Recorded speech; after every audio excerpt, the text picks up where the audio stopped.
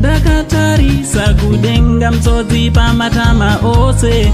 Right, mufaro wangu ugamuchirai pazuva ranhasi vazukuru vasekuru sei. Ndanditi ndichida kuti happy birthday kune vazukuru vangu vese vasvitsa makore avasvitsa pazuva ranhasi. Handiti pamusha penyu ndimi waridzi wemusha, so tinototanga nemi. Handiti ndichiti makorokoto makuru kwamuri vese vane makore avasvitsa pazuva ranhasi. Ngatinyoreranei kumacomments. Handiti mazuva ano maukangana kupota muchiudza sekuru ndane time sina kukongratulatai. Handiti so chiteera muzukuru sandakuudzai nyaya ndinayo nekukorokotedza vandinavo zvakare.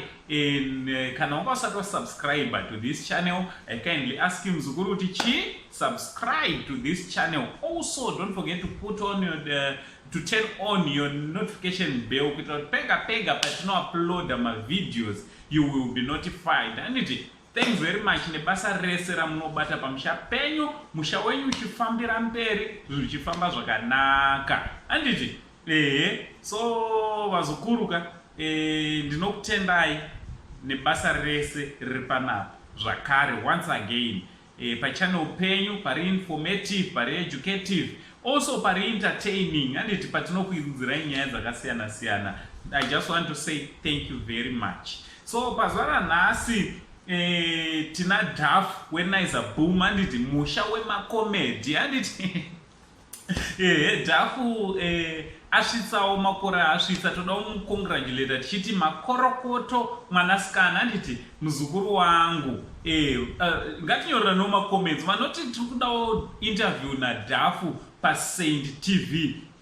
Chingonyoraiwo timboona kuti munoda here kuti ambouya panapa. Handiti pana pamusha penyu mese, pamusha pemunhu wese paSaint TV. Handiti the family of love, patinoratidzana rudo. So Daf tinoti makorokoto kwauri, Mwari akwedzere makore akawandisa. Also upiwe urambe uchipiwa simba rekuentertaina Zimbabwe. Handiti also nemuzukuru wangu iye Panganai Passion Java muprofita. Handiti chida kuti congratulations kwauri Panganai Passion Java. Handiti nekusvitsawo 33 years kwawaita, haiwa wakura muzukuru. Mwari akuchengete akufudze mberi. Handiti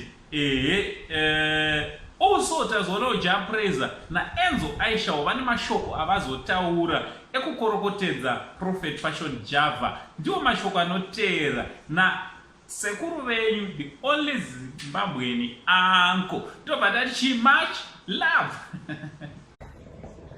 Right, upenyu hwana kureba stereki wakapfupika, saka tinofanira kushandisa mukufara nekugadzira ndangariro dzakanaka chete. Ndinongoti happy birthday kwauri my brother Passion Java. Zuva racho nderako my brother, saka tinokorokotedza ine makore nerimwe gore rawedzerwa naMwari pamusoro pemamwe.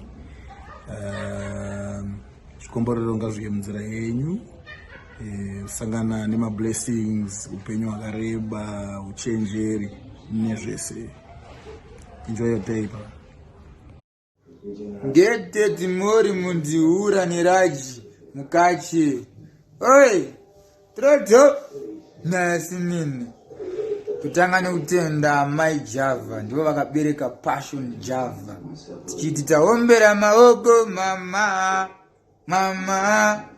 See, happy birthday Passion Java. Nyango tichizombo dai zvedu but ndara. Happy birthday sekuru, wedzerwa imangu, svika masekuru chaicho vakachena musoro chira.